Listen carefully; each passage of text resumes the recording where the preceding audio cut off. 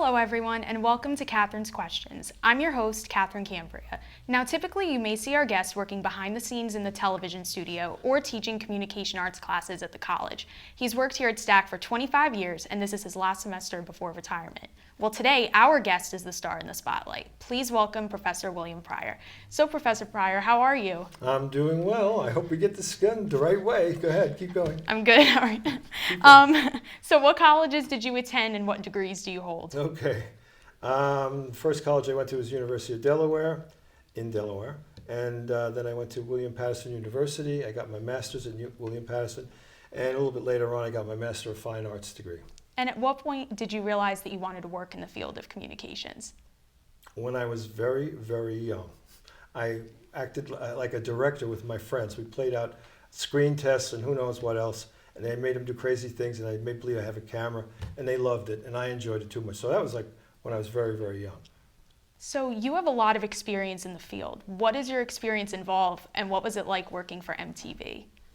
Okay, well, actually, when I got out of college, I did a number of different things, but I ended up having my own business. In around 1978, 79, I started a business called Starway Videotape and Film, and I did all kinds of independent productions with myself, and my wife was my assistant. I don't know how I survived that one. I had a lot of fun. I enjoyed it. We made lots of money during that time. I was pretty much working on every weekend shooting something. And eventually I got older and I said, this is a young man's field, and it really is. You need a ton of energy to be really good in television production. I said, maybe I should do something at a little slower rate. My wife said, well, you've always been a good teacher. Why don't you try teaching? And someone where I used to work at Fairleigh Dickinson University said, yeah, you should go over, you should do some adjunct courses. And I started doing adjunct courses at Ramapo College and other colleges by me. And then there was an opening here. And I decided to apply for the job. And because I had my own business and because I did a lot of previous work teaching in Ramapo College and other places, I was hired to be full-timer here. And it's to my understanding that you first began teaching here in 1994. How have the classes that you've taught here changed with the evolution of media? That is a good question. Basically right now it's gotten very, very highly digital technical. If you don't know computers and if you don't know how to manipulate computer programs and stuff like that, you're in the wrong field because it really is dependent upon that. And that's pretty much when I decided to retire because my basic learning came from filmmaking. And I went to NYU Film School to learn professional filmmaking after I got out of college at William Paterson. But it's definitely high tech now, and it's definitely computer based. As a matter of fact, I don't even think you're going to be calling it television in a couple of years. It's going to be more along the lines of streaming and things like that that are happening right now. What was the second question? MTV? Yes, MTV. Okay. Everybody wants to know about MTV. MTV is the decline of Western civilization, and I helped decline it. When I was doing freelance work at Starway Video, I actually made a music video, a real music video that was on MTV, and we submitted to MTV. I don't know if I should say this on the air, but it was accepted to a program called Headbangers Ball. And you know what Headbangers Ball was? I do not. It's heavy metal music. You know where they shake their head and the hair goes flying around? It was one of those channels. And the guy who played guitar was a very good guitarist. It was his video. He knew the Van Halen people, and he was friends with them out on the coast. And he picked me to direct and shoot. I shot it on 16 millimeter film and edited it in New York City at a professional edit house. And they liked it, and he liked it too, so it got on the air. And I remember seeing it, sitting at home, look and say, oh my God, look, there I am on TV doing this Headbangers Ball. They never got a chance to interview me about the video, but they interviewed the guy who was the lead. His name was Bobby Massano. And they brought him into the studio, they showed his video, and then they asked him a bunch of questions. I didn't get the interviews though.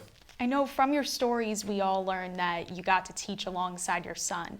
As Yes. a father, what was that like for you? I wish you were here right now. Hey Bill, if you're out there in California, how about coming back home? We could use you here at St. Thomas Aquinas College. He was a very helpful guy because he's a young person, like a lot of the students that are in class right now. He knows his programming, he knows his computer technology, and he has his own business called Prior Productions. And him in class was great because anything that I ran up against that I didn't know, I'd say, Bill, why don't you, he does what Joseph does now. He'd help solve the problems that were digitally oriented. and he's a very, very helpful guy. I miss him. I miss him a lot. I wish he'd come back home. He's running around California and Utah and all those places. He's shooting no more rock video, but he's shooting events like the Bonneville Salt Flat races and dirt track races and motorcycles. So he's doing basically event-based video right now, and that's what he was very good at. He helped me teach my event-based video class, and he was good because he's done all kinds of event-based video. So I miss him. And when you look back at the projects that students have made, which come to memory and why? Ooh, that's a tough question. I know in class you showed us the video from Oktoberfest. That was a really good one. The kids in that class had a little panache about the way they made the video. And it was almost like a tongue-in-cheek video about the event itself. But it did have good coverage about the event. That was one of my favorites because it was very highly produced, and they spent a lot of time with the editing to make it really look good. So that was one. But there's so many. I mean, I've been teaching since the late 80s, and there are lots of, you get a wave that comes through. I think this class that we're working with right now is one of those classes where they have the highest level of ambition and ability to work with the video. Not all classes are like that, by the way. The first classes were a little unusual. When they asked me, how are you doing in TV production? I said, well, we have a new marshal in town, and that's me. They were a wild group. Would you be able to describe any moments where you felt really proud of your students or alumni? Oh, yeah. Well, especially my alumni who have gone to New York City and worked for the networks or maybe some of the cable networks. Kelly Russell is the name that stands out. She was such a great student. She came and spoke to we had her for the communication arts club. So you know, right? Was she good? She was a great speaker. She's a great speaker, and she's really, really smart. And she's a manager of all sorts. She could do what needed to be done for a production like this. She knew who to put where and who to put when, and she could call as a director. She'd make all the good calls. She's a little bit like you. Thanks. And I liked her an awful lot because she was just so hungry for success.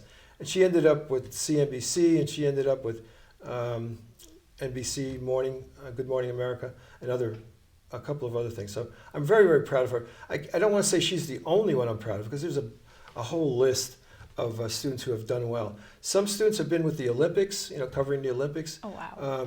Some students work with our buddy Jim Houston, who does sports, all kinds of sports. So it's really hard to say which are the best, but I think overall Kelly was probably the best. And what will you miss the most about Stac? Well, I don't want to be cliched, but it's a nice school. I don't know how to describe it any other way. I don't want to put down Rutgers or other schools that I've been to, but the people, the students, come from good backgrounds, at least as far as I can tell, and they usually have some kind of religious spine that holds them up and shows them the moral way to do things. I like that a lot. And in all the years I've been here, this is something I couldn't say anyplace else, I've never had any thefts, robberies, or damaged equipment because they're just good students. They do things the right way. We're lucky to be where we are, and I was lucky to have those students come through here. I know there were other students who transferred to other schools who I'm kind of glad they transferred out, but the ones that are here are really the best, I think, in our area, the suburban area. And this may be the last time you appear on camera before retiring. Oh, I think it is, sure. So what would you like to say to your students and colleagues before signing off? Well, I thank you for giving me the chance to say this. I probably won't say it any other place. I hope somebody watches the video too. But I really appreciate the chance of coming here to teach.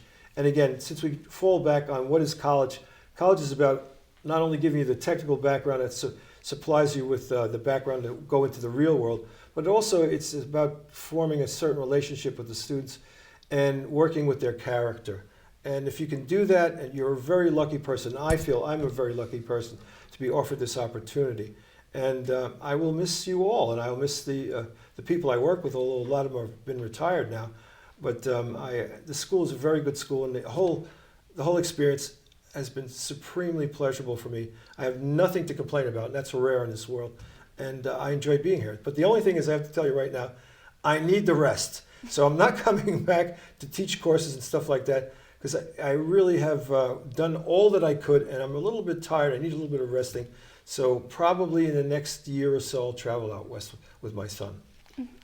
On behalf of all current and former Stac students and faculty, I would like to say thank you to Professor Prior for being on the show today and everything he has done for Stac. It will surely not be forgotten.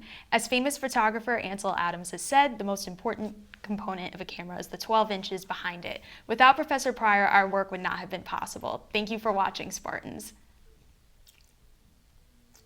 All right.